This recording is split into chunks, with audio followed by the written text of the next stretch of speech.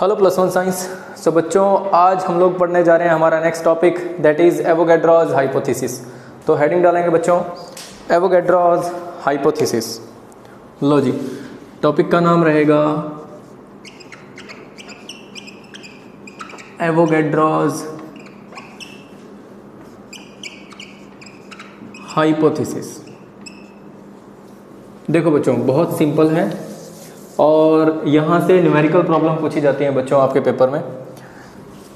देखो क्या कहता है, क्या कहता है, under similar conditions of temperature and pressure equal volume of all gases will contain equal number of molecules. Equal volume of all gases contain equal number of molecules. लो जी बच्चों, बड़ा ही सिंपल है। देखो एग्जाम्पल देके बताता हूँ। फॉर एग्जाम्पल ये कह रहा है कि अगर मैं दो या दो से ज़्यादा गैसेस ले रहा हूँ और उन गैसेस के लिए अगर मैंने टेम्परेचर और प्रेशर को कांस्टेंट रखा हुआ है और उन गैसेस की अगर मैंने वॉल्यूम को सेम लिया है तो उनके नंबर ऑफ मॉलिक्यूल्स भी सेम हो जाएंगे। बड़ा ही सिंपल सा लो है। मानो मैंने एक कंटेनर के अंदर यहाँ पे ले ली बच्चों ऑक्सीजन गैस। मैं कहता हूँ यहाँ ली मैंने O2 गैस। एक दूसरा कंटेनर ले लेता हूँ बच्चों। दूसरे कंटेनर के अंदर मानो मैं यहाँ बात कर रहा हूँ, ये मैं यहाँ पे ले लेता हूँ N2 गैस बच्चों, नाइट्रोजन गैस ले लेता हूँ। हाइड्रोजन ले लो, नाइट्रोजन ले लो, जो भी आप लेना चाहते हो। यहाँ बच्चों मैं ले लेता हूँ, मानो यहाँ मैंने बात करी, यहाँ पे ले लेता हूँ मैं H2 गैस, हाइड्रोजन गैस। तीन गैसेस ली मैंने तीन कंटेनर्स के अंदर और तीनों गैसेस का वॉल्यूम मैंने इक्वल लिया है। ये कंडीशन रखनी पड़ेगी बच्चों। अगर मैंने इसका 1 लीटर लिया है तो ये भी 1 लीटर होगा और ये भी 1 लीटर होगा, ये ध्यान रखना। अगर मैंने इसका 500 ml लिया है तो ये भी 500 ml होगा और ये भी कितना होगा, 500 ml। कंडीशन ये है तीनों गैसेस का वॉल्यूम मेरे को इक्वल लेना है। दूसरी बात, तीनों गैसेस के लिए टेम्परेचर और प्रेशर की वैल्यू मेरे को सेम लेनी है, कांस्टेंट लेनी है, फिक्स लेनी है। मैं कहता हूं कि अगर मैंने इस गैस को ले लिया at standard temperature and pressure, standard इसको बोलूंगा बच्चों standard temperature and pressure. Standard temperature and pressure का मतलब है टेम्परेचर रहेगा आप लोगों का बच्चों 0 डिग्री सेल्सियस और प्रेशर रहेगा कितना, 1 atmosphere. Standard temperature and pressure, temperature is 0 degree Celsius and pressure will be 1 atmosphere. Pressure कितना होगा, 1 एटमॉस्फेयर। तो अगर मैं इस गैस को भी एसटीपी कंडीशन पे ले रहा हूँ और इस गैस को भी मैंने एसटीपी कंडीशन पे ले लिया और ये गैस भी मैंने एसटीपी कंडीशन पे ले ली, तीनों गैसेस के लिए टेम्परेचर और प्रेशर की वैल्यू मैंने क्या कर दी बच्चों, फिक्स कर दी। तीनों गैसेस के लिए टेम्परेचर और प्रेशर की वैल्यू मैंने फिक्स कर दी और तीनों गैसेस का वॉल्यूम मैं क्या ले रहा हूँ बच्चों, सेम ले रहा हूँ, इक्वल वॉल्यूम। मैं यहाँ लिख देता हूँ equal volume for all gases, equal volume for all gases. इन तीनों गैसेस के लिए मैंने वॉल्यूम क्या ले लिया बच्चों, सेम ले लिया। तो तीनों गैसेस के नंबर ऑफ मॉलिक्यूल्स भी क्या हो जाएंगे, सेम हो जाएंगे। तो बड़ा सिंपल सा लो है कि अगर मैं दो या दो से ज़्यादा गैसेस ले लेता हूँ, जितनी भी गैसेस मैं लेता हूँ, अगर मैं उन गैसेस को इक्वल टेम्परेचर और प्रेशर की कंडीशन पे रखता हूँ और उन गैसेस का अगर मैं वॉल्यूम इक्वल ले लेता हूँ तो उनके नंबर ऑफ मॉलिक्यूल्स भी इक्वल आ जाएंगे। बड़ा ही सिंपल सा लो है, ठीक है बच्चों। इस लॉ को मैं बोल सकता हूँ बच्चों, इस लॉ को, this law is also called, चाहे आप इसको कह सकते हो एवोगैड्रोस लॉ बोल दो और मैं इसको एवोगैड्रोस प्रिंसिपल भी बोल देता हूँ, Avogadro's principal.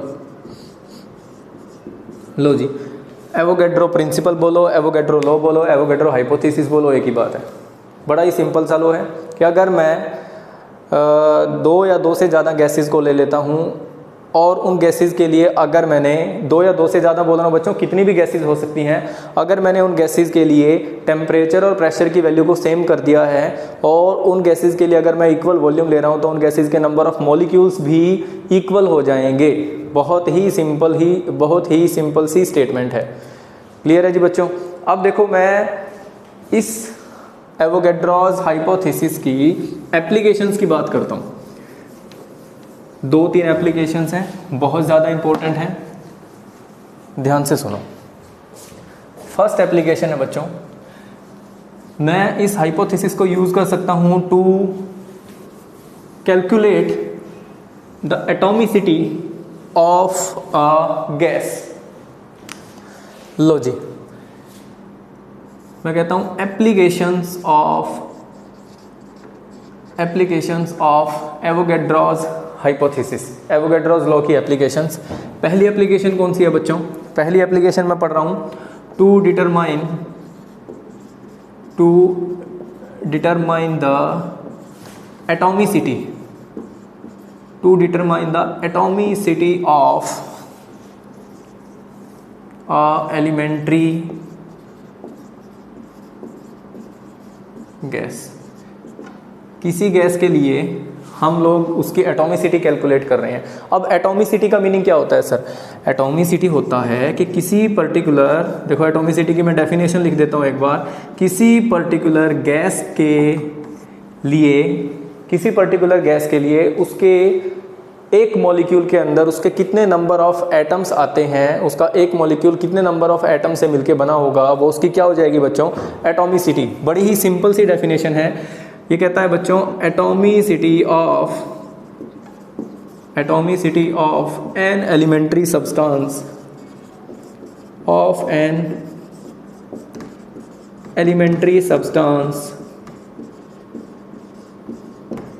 may be defined as number of atoms, कितने होंगे? number of atoms of an element present per molecule of the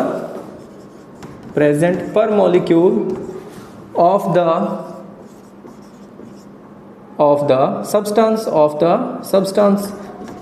उस पर्टिकुलर सब्सटेंस के लिए उसके एक मॉलिक्यूल के अंदर उसके कितने नंबर ऑफ एटम्स प्रेजेंट होंगे, वो उसकी क्या हो जाएगी बच्चों?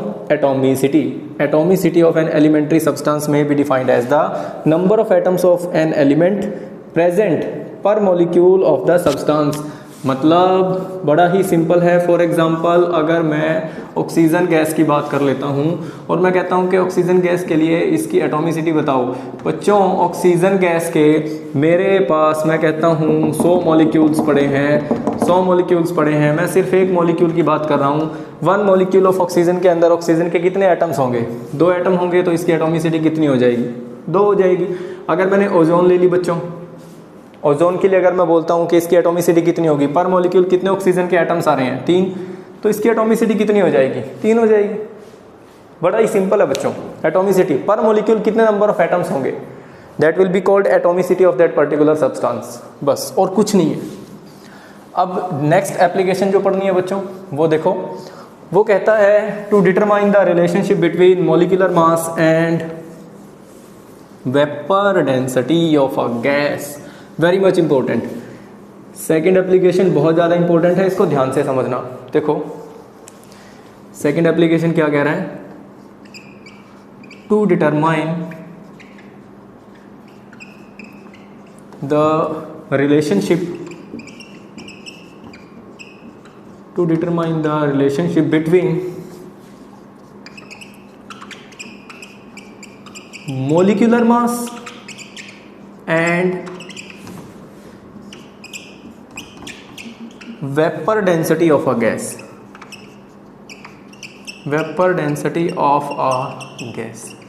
किसी गैस के मोलिकुलर मास और उसकी वेपर डेंसिटी के अंदर क्या रिलेशन होगा?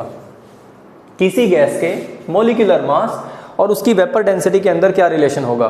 बच्चों वेपर डेंसिटी एक होती है एब्सोल्यूट डेंसिटी और एक होती है बच्चों रिलेटिव डेंसिटी। मैं यहाँ पे बात करूँगा रिलेटिव डेंसिटी की। एब्सोल्यूट डेंसिटी का मतलब क्या है कि मानो मैं कोई गैस ले रहा हूँ और इस गैस की अगर मैं डेंसिटी की बात कर रहा हूँ तो दो तरीके की डेंसिटी होगी बच्चों। पहली कौन सी है? एब्सोल्यूट डेंसिटी, एब्सोल्यूट डेंसिटी, ठीक है। और दूसरी कौन सी होगी? दूसरी होगी रिलेटिव डेंसिटी, रिलेटिव डेंसिटी। मैं यहाँ पे बात करूँगा रिलेटिव डेंसिटी की। रिलेटिव डेंसिटी, एब्सोल्यूट डेंसिटी क्या? एब्सोल्यूट डेंसिटी का मतलब है डेंसिटी इज इक्वल टू क्या? मास पर यूनिट वॉल्यूम। किसी गैस की बात कर रहा हूँ, उस गैस की डेंसिटी क्या होगी? उस गैस के मास को मैं डिवाइड कर दूंगा उस गैस के वॉल्यूम से, तो क्या निकल जाएगी बच्चों? उस गैस की डेंसिटी। इसको बोलूंगा मैं एब्सोल्यूट डेंसिटी। एक कई न्यूमेरिकल्स के अंदर आप लोगों को दी जाती है रिलेटिव डेंसिटी। रिलेटिव डेंसिटी क्या होता है? रिलेटिव डेंसिटी बेसिकली होगा बच्चों कि अगर मैं उस गैस की डेंसिटी को डिवाइड कर देता हूँ डेंसिटी ऑफ हाइड्रोजन गैस से।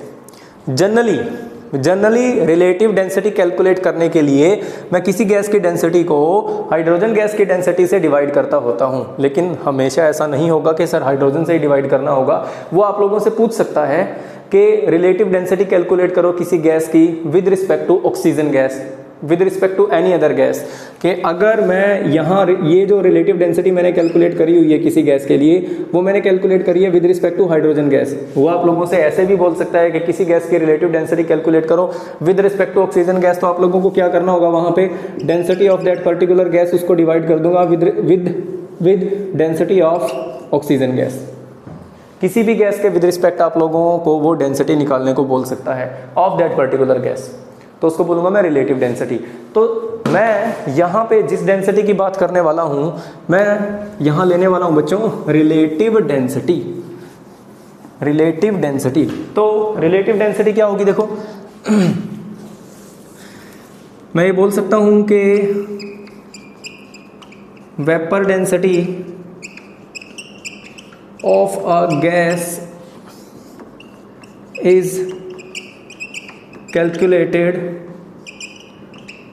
विद रिस्पेक्ट टू कौन सी गैस बच्चों? Hydrogen gas.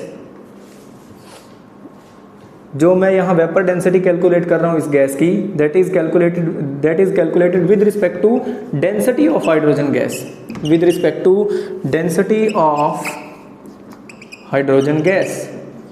सो इट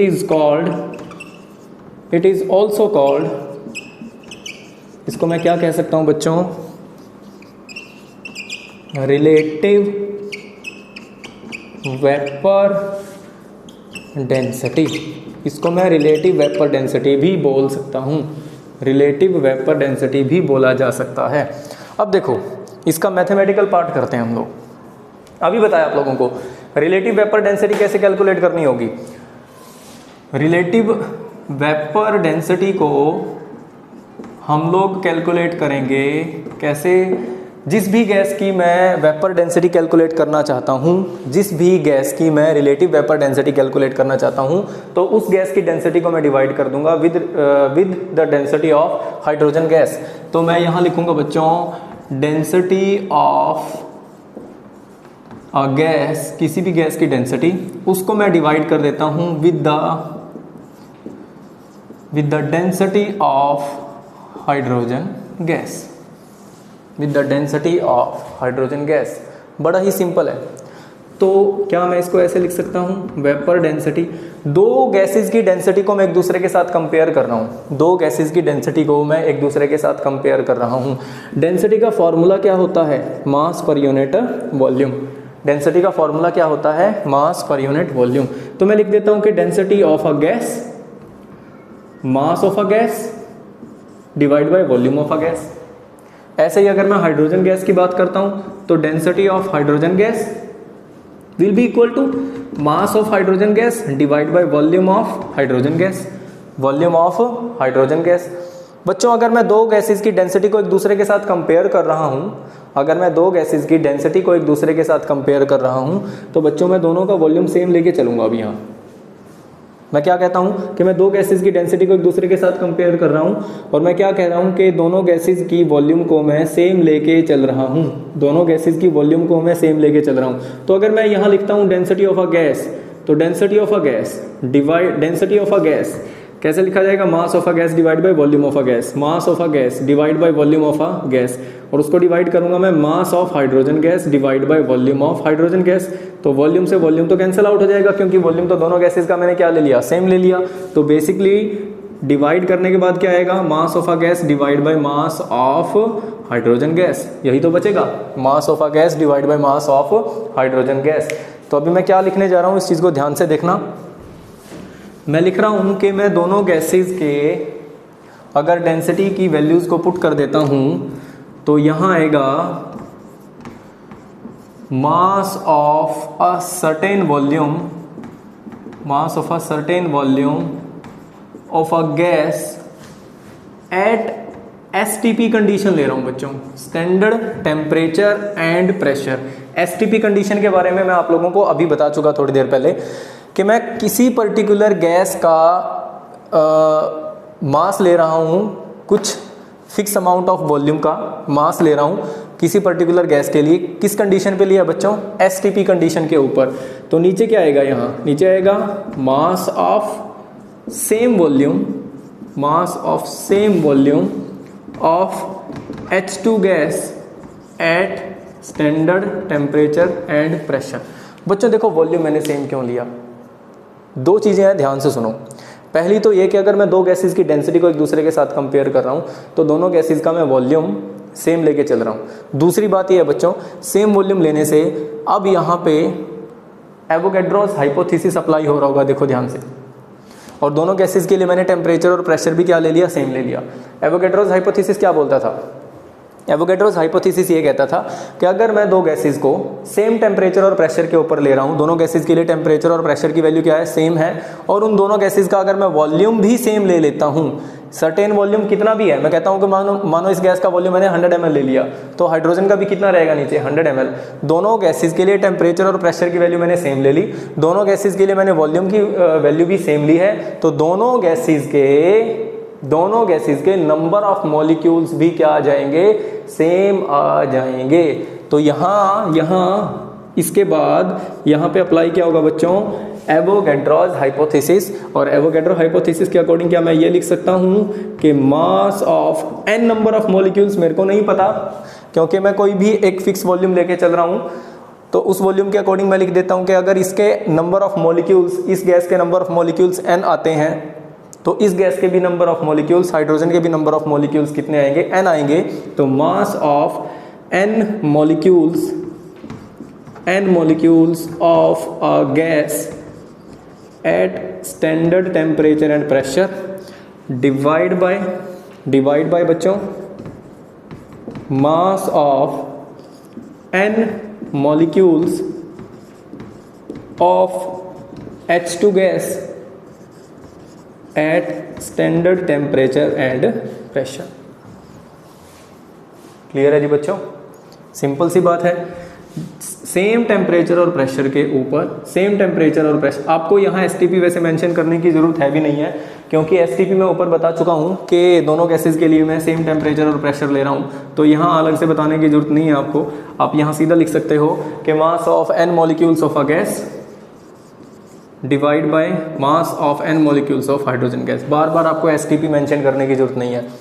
दोनों गैसेस के लिए मैंने टेम्परेचर और प्रेशर की वैल्यू को क्या ले लिया, सेम ले लिया। दोनों गैसेस के लिए अगर मैंने वॉल्यूम सेम ले लिया अकॉर्डिंग टू एवोगैड्रोस हाइपोथेसिस, दोनों गैसेस के नंबर ऑफ मॉलिक्यूल्स भी सेम हो जाएंगे। तो अगर इसके n नंबर ऑफ मॉलिक्यूल्स आएंगे तो इसके भी नंबर ऑफ मॉलिक्यूल्स क्या आ जाएंगे, n हो जाएंगे।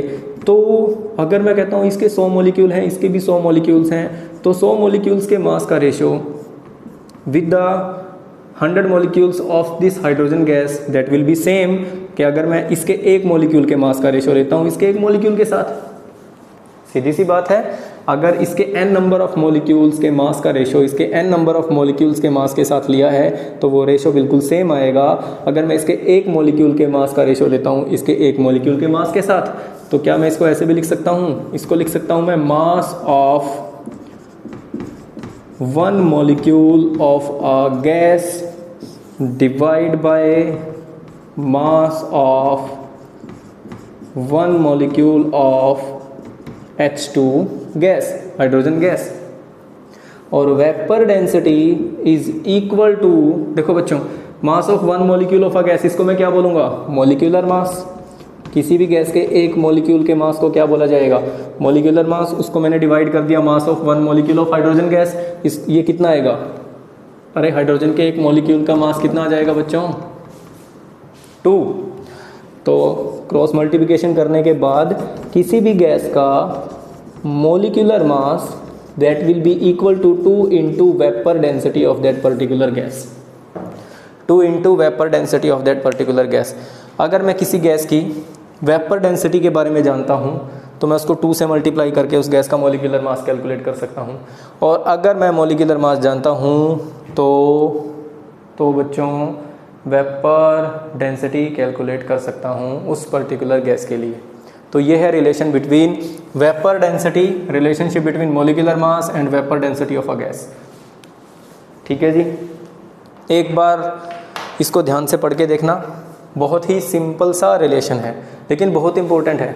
यहाँ से न्यूमेरिकल पूछे जाते हैं बच्चों, बहुत सारे न्यूमेरिकल यहाँ से पूछे जाते हैं वेपर डेंसिटी और molecular mass of a gas के बीच में।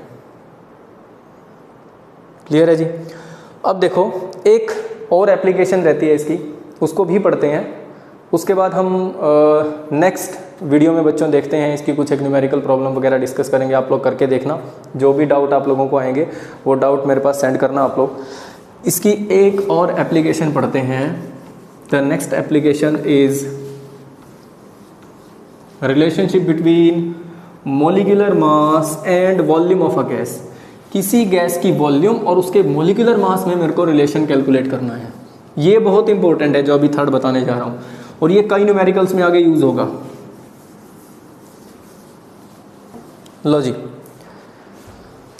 देखो थर्ड एप्लीकेशन क्या है, relationship between molecular mass and volume of a gas. किसी गैस के मोलिकुलर मास और उसकी वॉल्यूम के अंदर क्या रिलेशन होगा। देखो अभी हम लोगों ने रिलेशन निकाला था, मोलिकुलर मास किसी गैस का वो इक्वल होता था 2 into vapour density of that particular gas. ये वेपर डेंसिटी कौन सी होती थी, रिलेटिव वेपर डेंसिटी। तो क्या इसको ऐसे नहीं लिख सकता मैं, डेंसिटी ऑफ अ गैस, जो भी जिस भी गैस की मैं डेंसिटी ले रहा हूं उसको डिवाइड करता था किससे, डेंसिटी ऑफ हाइड्रोजन गैस। अभी तो लिखा था, मैंने अभी बताया था आप लोगों को कि इस वेपर डेंसिटी को मैं रिलेटिव वेपर डेंसिटी भी बोल सकता हूं। तो density of a gas divide by density of hydrogen gas. तो क्या इसको और सिंप्लीफाई करके ऐसे लिख सकता हूं, अभी बात करी थी हम लोगों ने, mass of a certain volume of a gas. कौन सी कंडीशन पे ले रहा था बच्चों, at STP, standard temperature and pressure. इसको डिवाइड कर देता हूं मैं mass of same volume of H2 gas at standard temperature and pressure condition.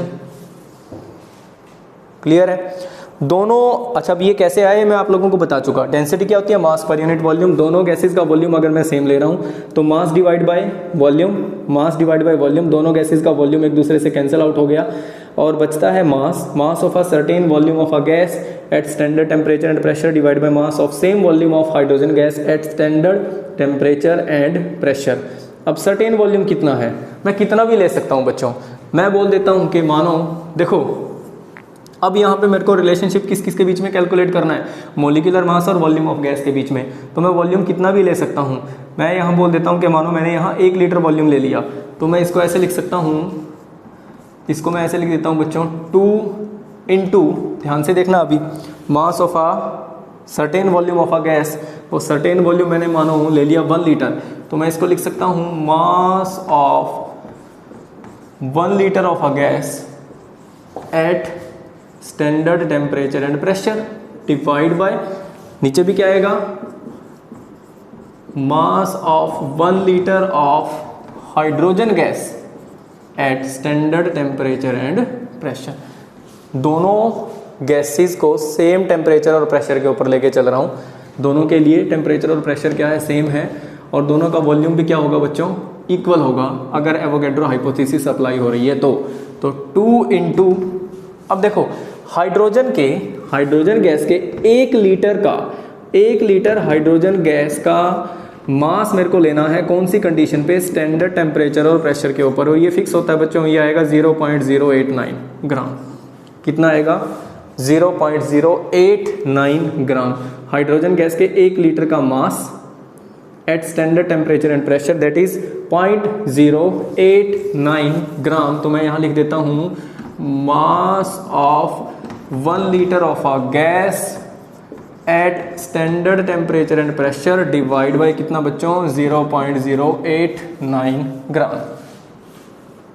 ठीक है जी बच्चों, तो ये देखना जरा, मैं इस 2 को डिवाइड कर देता हूँ, 2 डिवाइड बाय कितना 0.089 मल्टीप्लाई बाय, इसको मैं लिख देता हूँ मास of 1 litre of a gas at standard temperature and pressure. इसको डिवाइड करने के बाद आता है 22.4